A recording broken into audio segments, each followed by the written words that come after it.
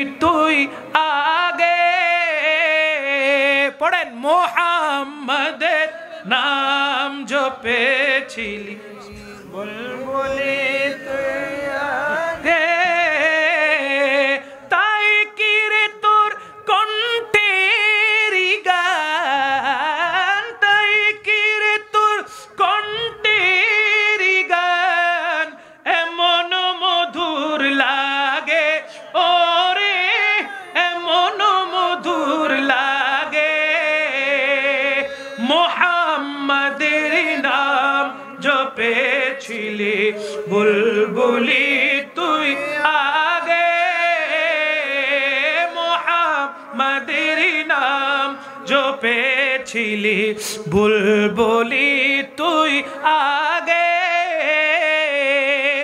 ওরে গোলাপ নিরিবিলি নবীর কদম চুমেছিলি ওরে গোলাপ নিরিবিলি নবীর কদম চুমেছিলি তার কদমের খুশবু আজো তার কদমের খুশবু আজো তোর আতরে জাগে মোহাম্মদের নাম জপেছিলি বুলবুলি পড়েন না মাশাআল্লাহ মোহাম্মদের নাম জপেছিলি বুলবুলি তুই আগে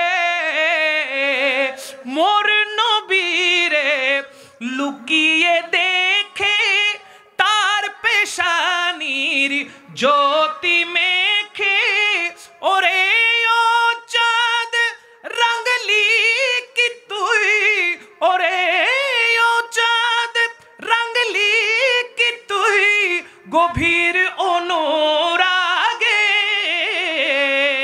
মোহাম্মদের নাম জপেছিলি বুলবুলি তুই আগে মোহাম্মদের নাম জপেছিলি মাশাআল্লাহ আগে তাই কি রে তোর কণ্ঠে রিগান তাই কি রে তোর কণ্ঠে রিগান এমন মধুর লাগে ওরে এমন মধুর লাগে মোহাম্মদের নাম জপেছিলি বুলবুলি তুই আগে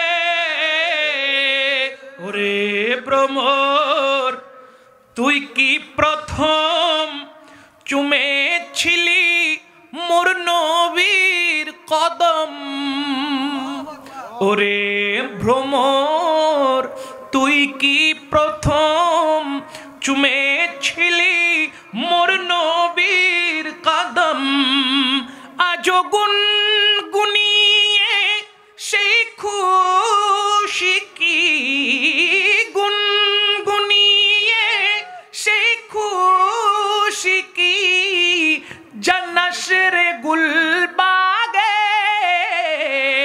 মোহাম্মদের নাম জপেছিলি বুলবুলি মোহাম্মদের নাম তুই আগে তাই কি রে তোর কণ্ঠের গান এমন মধুর লাগে ওরে এমন মধুর লাগে জোরে বলেন সুবহানাল্লাহ আমার নবীর শান যতই শুনবেন ততই ভালো লাগে যতই শুনে ততই ভালো লাগে যারা দামি হয়েছে যারা আল্লাহর কাছে মকবুল হয়েছে যারা আল্লাহর কাছে দামি হয়েছে তারা সবাই একমাত্র আমার নবীর কারণে দামি হয়েছে কার কারণে বাবা নবীর কারণে এই জন্য নবীর শানটা বুঝন লাগবো নবীর মান নবীর শান বুঝতে হবে যদি বুঝতে পারেন জীবন কামিয়াব আর বুঝতে না পারলে আবু জেহেল আর আবু লাহাবের মতো হবে, ঠিক কিনা বলেন? নবীকে দেখার পরও যারা ঈমান আনে নাই, নবুয়ত দেখার পরও ঈমান আনে নাই, কেমন কেমন নবুয়ত দেখেছেন। আবু জেহেল আসছে, আয়েশা বলতাছে আসমানের যে সাত দেখা যায় ওই সাতটারে 2 টুকরা করন যাইব। আমার নবীর কইতেছে, তো নবী বলে কেন? বলে তুমি দুনিয়াতে তো অনেক ধরনের জাদু দেখাইতেছো, জোরে কর নাউজুবিল্লাহ। আমার নবীর নবুয়তরে কি কইতেছে? জাদু। কয় জাদু চলে দুনিয়াবি কাজে, কিন্তু আসমানিতে কোন জাদু, আসমানে কোন জাদু চলে না। এই জন্য দেখি তুমি নবী হইলে আসমানের 7 2 টুকরা করি দেখাও। দেখাইছিল? কথা কর না, দেখাইছিল। আঙ্গুল মুবারক উপরে তুলছে, চাঁদের দিকে ইশারা করছে। চাঁদ কয় টুকরা হইছে? চাঁদ 2 টুকরা হয়ে গেছে। আমার নবীর কদম মুবারকে সে হাজিরি দিয়েছে, তারপরও সে ঈমান আনছে। হাতের মুষ্টির ভিতরে 7খানা ছোট ছোট পাথরের কঙ্কর ছিল। আমার নবীর সামনে এসে কয়, আমার হাতের মুষ্টির ভিতরে কি আছে কইতে পারলে আমি ঈমান আনমু। আমার নবী কয়, তোমার হাতের ভিতরে যেটা আছে আমাকে বলতে হবে না, ওইগুলোই বলবে আমি কে। আমি কইতাম কে রে? আমারই কইব তোমার হাতের মুষ্টির মধ্যে যা আছে আমি কে সেটার পরিচয় দিব। তখন আমার নবী আঙ্গুল দিয়ে ইশারা করলেন, সাথে সাথে হাতখানা যেই 6-7খানা পাথর ছিল, পাথরের কি জান আছে? কথা কইতে পারে? কিন্তু আমার নবী ইশারা করলে জানও চলে আসে, কথাও কওয়া শুরু হয়ে যায়।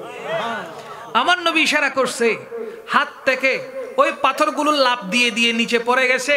প্রত্যেকটা পাথর বলতে লাগলো আশহাদু আল্লা ইলাহা ইল্লাল্লাহু ওয়া আশহাদু আন্না মুহাম্মাদান আবদুহু ওয়া রাসূলুহু। বলেন না সুবহানাল্লাহ। এই নবুয়ত দেখা ঈমান আনছে? কোন না ঈমান আনছে? ঈমান আনে নাই। মক্কাতুল মুকাররমায় বর্তমানে সেটা মসজিদে সাজার নামে পরিচিত, ছোট্ট একটা মসজিদ। আমার নবীরে কয়, যদি সত্য নবী হইয়া থাকো, ওই দূরে দেখা যায় একটা খেজুর গাছ, সেই খেজুর গাছের পা দিয়া এখানে হাঁটাই আনতে পারবা? গাছ কখনো হাঁটে? কিন্তু আমার নবী চাইলে কোন না, আমার নবী চাইলে তো রাসূল করিম সাল্লাল্লাহু আলাইহি ওয়াসাল্লাম ওই গাছকে আঙ্গুল দিয়ে ইশারা করলেন, হে গাছ আমার সামনে এসে হাজির হও। বলেন না সুবহানাল্লাহ। গাছ সেখান থেকে উপড়ে গিয়ে গাছের পা সৃষ্টি হয়ে গেছে, হাঁটতে হাঁটতে আমার নবীর সামনে চলে এসেছে। এগুলো দেখার পরও আবু জেহেল ঈমান আনছে? ওই রকম আবু জেহেল মার্কা মুসলমান এখনো দুনিয়াতে আছে না নাই? যারা সত্য দেখার পর, সত্য জানার পর, সত্য বুঝার পর তারা কোনো কিছু মানবার চায় না। কথা কোন ঠিক কিনা? এজন্যই তো এত ফেরকার সিস্টেম হয়ে গেছে।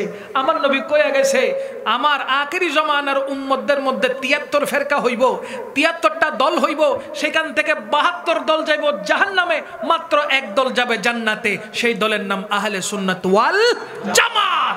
সুতরাং আমরা হইলাম আহলে সুন্নাত ওয়াল জামাতের অংশীদার। কথা কোন ঠিক কিনা? আমরা নবীকে হাজির নাজির হিসেবে মানি কি মানি না? আমরা নবীকে নূরুন নবী হিসেবে মানি কি মানি না? আমরা নবীর শানে দাঁড়িয়ে ইয়া নবী সালাম আলাইকা মুস্তফা জানে রহমত পে লাখো সালাম বলি কি বলি না? আমার নবীকে গায়েব জাননে वाला মানি কি মানি না? রাসূল করিম সাল্লাল্লাহু আলাইহি ওয়াসাল্লামকে নিজের জানের চাইতে বেশি আমরা মোহাব্বত করি। সুতরাং প্রত্যেকটি কাজে আমার নবী থাকলে মনে রাখবেন ওই নেক কাজের মধ্যে আল্লাহর রহমত থাকবে। যেই ইবাদতের মধ্যে, যেই নেক আমলের মধ্যে আমার নবী থাকে না, নবীর দরুদ থাকে না, মনে করবেন কখনো ওই ইবাদত আল্লাহর দরবারে কবুল হবে। নামাজের ভিতরে দরুদ শরীফ আছে না নাই? মনে রাখবেন যে দোয়াতে দরুদ নাই ওই দোয়া আল্লাহর দরবারে কবুল। আল্লাহ কি সব দোয়া কবুল করে? করে না। যে দোয়ার ভিতরে দরুদ থাকবে, আগে পরে দরুদ শরীফ থাকবে, ওই দোয়াটাই আল্লাহ কবুল করবে। এই জন্য হাত তুলবেন, খালি মাথা চুলকান, এত দোয়া করি আল্লাহ আমার দোয়া কবুল করে না কিল্লাই, খালি মাথা চুলকান।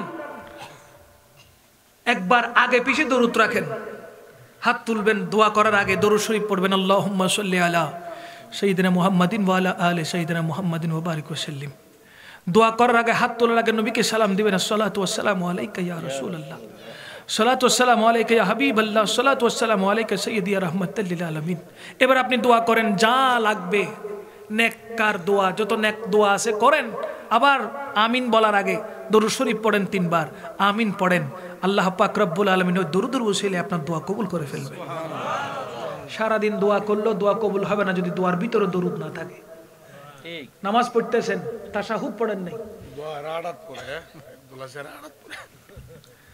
নামাজ পড়তেছেন, তাশাহুদ আত্তাহিয়াতু লিল্লাহি ওয়াস সালাওয়াতু ওয়াত তাইয়্যিবাহ পড়েছেন, সেখানে আমার নবীকে সালাম আছে না নাই? আসসালামু আলাইকা আইয়ুহান আছে না নাই? যদি এই লাইনটা বাদ দেন তাশাহুদ আদায় হবে? বলেন না, তাহলে নামাজও হবে, নামাজও হবে। তো নামাজ হইতেছে, তাশাহুদ পড়েন, দরুদ রাখেন, ওই দরুদের ভিতরে তাশাহুদ থাকলে আল্লাহ পাক আপনার ওই নামাজ তাশাহুদের কারণে, দরুদের কারণে কবুল করে নেবেন।